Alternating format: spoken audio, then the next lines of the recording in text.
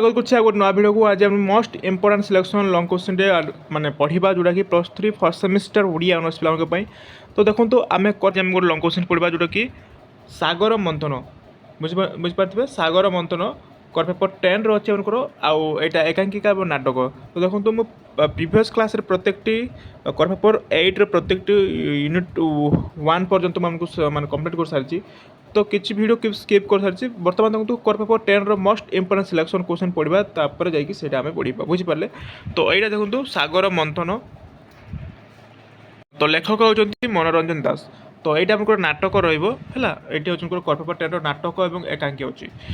तो देखो प्रथम आम पढ़ा सागर मंथनर चरित्र विषय बुझिपारे चरित्र विषय। तो ये क्वेश्चन आसे सागर मंथन नाटक विषय वस्तु आलोचना कर विषय वस्तु कौन अच्छे आलोचना कर क्वेश्चन आसो। तेणुक समस्त वीडियो को लास्ट को देखिए आपको बहुत हेल्पफुल हो पार। तो चलतु वीडियो को फटाफट स्टार्ट करवा समस्त चैनल को सब्सक्राइब कर दिंतु।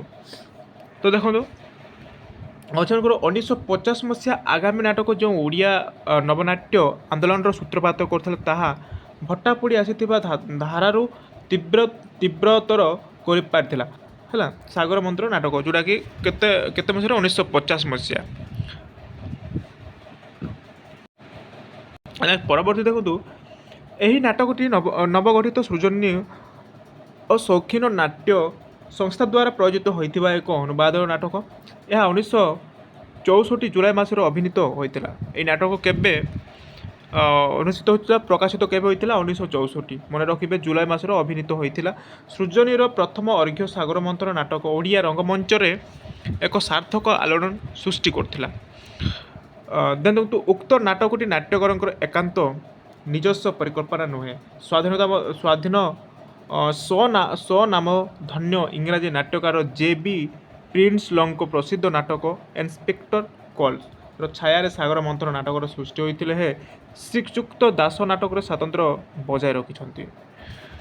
तो सागर मंथन नाटक कहानी बेस चिताकर्षण। ये आम चरित्र मान को कौन चरित्र किए अच्छा से विषय जाना बुझीपारे। परवर्ती क्लास रे आमे तार माने कौन सागर नाटकर आउ गोटे लंग क्वेश्चन आपको आनबी। ये 5 मार्क रुझीपारे 5 मार्क लंग क्वेश्चन परवर्ती क्लास में मन नहीं आसबि। तो बेस्ट चित्रकर्षण शिल्पपति दुर्गा प्रसन्न है देखो ये देखो शिल्पपति दुर्गा प्रसन्न पत्नी करुणा एवं कन्या शिला पुत्र होती किए पुत्र अजित और भाभी होती जमाता। विकास को नहीं घरे एक पार्टी रे व्यवस्था थिला बेले जड़े पुलिस इंस्पेक्टर अवधूत राव जैनिका असहाय बालिकार आत्महत्या संपर्क में तदंत करने को जाए गृह अचानक उपस्थित होती।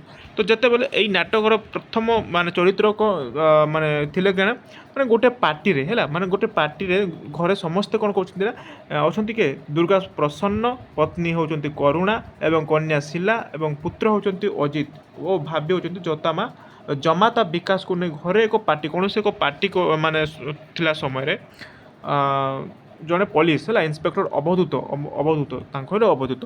अवधूत राव जैनिक असहाय बालिकार आत्महत्या सम्पर्क कौन से बालिकार आत्महत्या सम्पर्क से तदंत करने आ देखी से बुझीपारे। नहीं तो गुहारे माने अचानक उपस्थित होती। तो दुर्गा प्रसन्न दृढ़ कंठरे घोषणा कर से एसहित आद्य संपृक्त नुहति मात्र अवधूत प्रमाण कर केवल दुर्गा प्रसन्न नुहति परिवार समस्ते एवं एपरिक भावी जमाता विकास यही आत्महत्या सहित जड़ित। तो सही निरन्न बालिकाटी उपायहीन भाव विभिन्न नाम विभिन्न चरित्र निकटवर्ती हो प्रतारित होगा पर शेष को अन्य उपाय न पाई आत्महत्या करिछि। तो परवर्ती देखो प्रथमे दुर्गा प्रसन्न शिल्प प्रतिष्ठार नाम काम करुवा बेले अधिक जरूरी दाबी करी श्रमिक आंदोलन नेतृत्व नहीं से ताकू चाकरी विताड़ित कर से नाम परिवर्तन कर एक भेराइटी स्टल रे सेल्समैन नामक कर माने सेल्समैन काम कर। शिला एकदा से स्टोर को गरम कोट किणुवा बेले पसंदर कोट तांको भल मैच नथिला भल मैच न करी से सुंदर झीटी को भल मैच करथिला। ए कथाटा शिला देहरे हजम हो नथिला जो कि शिला मैनेजर निकट में ଶିଲା ମ୍ୟାନେଜରଙ୍କ ନିକଟରେ ଅଭିଯୋଗ କରି ଝିଅଟିକୁ କର୍ମଚ୍ୟୁତ କରିଛନ୍ତି। ବୁଝିପାରିଲେ? ତ ଏଇ ଅସହାୟତା ସୁଯୋଗ ନେଇ ବିକାଶ ତାଙ୍କ ନିକଟବର୍ତ୍ତୀ ହୁଅନ୍ତି ଏବଂ ସେ ତାର ଅମୂଲ୍ୟ ନାରୀତ୍ୱଟିକୁ ଲୁଟି ନେଇ ପ୍ରତ୍ୟାଖ୍ୟାନ କରୁଛନ୍ତି। ପରବର୍ତ୍ତୀ ସମୟରେ ଝିଅଟି ମଧ୍ୟ ହେଲା ପରବର୍ତ୍ତୀ ସମୟରେ କ'ଣ ହେଇଛି ନା ଝିଅଟି ମଧ୍ୟ ଏମିତି ଜୀବନ ଯନ୍ତ୍ରଣା ଭିତରେ ଆର୍ତ୍ତନାଦ କରୁ କରୁ ଏକ ମାର୍ଗରେ ହିଁ ସାମାନ୍ୟ ସୁଖ ଓ ଶାନ୍ତିର ଆଲୋକ ଦେଖି ସିଦ୍ଧାନ୍ତ ନେଇଛନ୍ତି। ଜୀବନର ଗତିଟା ଟିକେ ଟିକେ ବଦଳେଇ ଦେଇ କ୍ଷତି କ'ଣ? ତ ଏଠାରେ ଦେଖନ୍ତୁ ନାଟକର ପ୍ରଥମ ସିନ୍ ଗଲା। ନେକ୍ସଟ ଦେଖନ୍ତୁ ପରବର୍ତ୍ତୀ ସମୟରେ ବିକାଶଙ୍କ ପରେ ଅଜିତଙ୍କର ପ୍ରଲୁବ୍ଧ କାମଲାଲସାର ଶିକାର ହୋଇଛି ଓ ସେହି ନିରୀହ ଝିଅଟି ଏହାର ପରିଣତର ଉଦୟ ହୋଇଛି ତାର ମାତୃତ୍ୱ। ନା ମାତୃତ୍ୱ କହିଲେ ଭୁଲ ହେବ, ଏହା ତାଙ୍କ ବା ଏହା ତା ପାଇଁ ଏକ ଅନାକାଂକ୍ଷିତ ପାପ ଗର୍ବ। ତେଣୁ ଅଜିତ ମଧ୍ୟ ତାଙ୍କୁ ପ୍ରତ୍ୟାଖ୍ୟାନ କରୁଛି ଓ ମାତୃତ୍ୱକୁ ସ୍ୱୀକୃତ ଦେବା ପାଇଁ ଜନ୍ମବଧୂ ନାମରେ କରୁଣାଙ୍କ ସଭାପତିତ୍ୱରେ ଗଠିତ ନାରୀ କଲ୍ୟାଣ ସମିତି ଦ୍ୱାରସ୍ଥ ହୋଇଛି। ତ କିଛି ଅର୍ଥ ସାହାଯ୍ୟ ପାଇ ମାତ୍ର ତାକୁ ସନ୍ଦେହ କରି କରୁଣା ନିରାଶ କରୁଛନ୍ତି, ଯାହାଫଳରେ ସବୁ ଦିଗକୁ ବ୍ୟର୍ଥ ହୋଇ ନାରୀ ଚରିତ୍ରଟି ଶେଷକୁ କ'ଣ ହେଇଛି କାର୍ବୋଲିକ୍ ଏସିଡ୍ ଖାଇ ଆତ୍ମହତ୍ୟା କରୁଛନ୍ତି। ହେଲା ଏଇ ନାଟକର ମାନେ ବେଷ୍ଟ ମାନେ ବିଷୟବସ୍ତୁ। ତ ଏହା ହେଉଛି ସାଗର ମନ୍ଥନ ନାଟକର ବିଷୟବସ୍ତୁ। ବୁଝିପାରିଲେ? ତ ଏଠାରେ ଦେଖନ୍ତୁ ଆମେ ସାଗର ମନ୍ଥନ ବିଷୟବସ୍ତୁ ବିଷୟରେ ଆଲୋଚନା କର।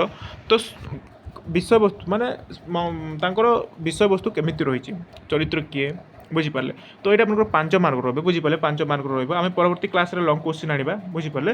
ତ ଲଙ୍ଗ୍ କୋଶ୍ଚିନ୍ ପରବର୍ତ୍ତୀ କ୍ଲାସ୍ରେ ପଢ଼ିବା। ଜଷ୍ଟ ଆମେ ସାଗର ମନ୍ଥନ ବିଷୟବସ୍ତୁ କ'ଣ ହେଉଛି ଆମେ ପ୍ରଥମେ ଜାଣିବା କଥା। ତ ଆପଣଙ୍କର ଲଙ୍ଗ୍ କୋଶ୍ଚିନ୍ ରହିବ, ଏଇଟା ମଧ୍ୟ 5 ମାର୍କର। ସାଗର ମନ୍ଥନ ନାଟକର ନାମକରଣ ସାର୍ଥକତା ପ୍ରତିପାଦନ କର, ଏଇଟା ଆମେ ପରବର୍ତ୍ତୀ କ୍ଲାସ୍ରେ ପଢ଼ିବା। ତାପରେ ଆମେ ଲଙ୍ଗ୍ କୋଶ୍ଚିନ୍ ମଧ୍ୟ ପଢ଼ିବା। ବୁଝିପାରିଲେ? ତ ଦେଖନ୍ତୁ ଆଜି ପାଇଁ ଏତିକି ଥାଉ। ଲଙ୍ଗ୍ କୋଶ୍ଚିନ୍ 5 ମାର୍କର ବହୁତ ଇମ୍ପୋର୍ଟାଣ୍ଟ ଥିଲା। ସାଗର ମନ୍ଥନ ବିଷୟବସ୍ତୁ କ'ଣ ଆମେ ପ୍ରଥମେ ଜାଣନ୍ତୁ, ତାପରେ ଆମେ ଲଙ୍ଗ୍ କୋଶ୍ଚିନ୍କୁ ଯିବା, ତାପରେ ନେକ୍ସଟ ପାର୍ଟକୁ ଯିବା। ବୁଝିପାରିଲେ? ଏଇଟା ଆପଣଙ୍କର କର୍ମ ପାର୍ଟ 10ର ଥିଲା। ତ ଆଶା କରୁଛି ଆପଣଙ୍କୁ ଭିଡ଼ିଓ କିଛି ମାତ୍ରାରେ ଭଲ ଲାଗିଥିବ। ଯଦି ଭିଡ଼ିଓ ଭଲ ଲାଗୁଛି ଭିଡ଼ିଓକୁ ସମସ୍ତେ ଲାଇକ୍ କରିବେ, ଚ୍ୟାନେଲକୁ ସବସ୍କ୍ରାଇବ୍ କରିଦେବେ। ଧନ୍ୟବାଦ।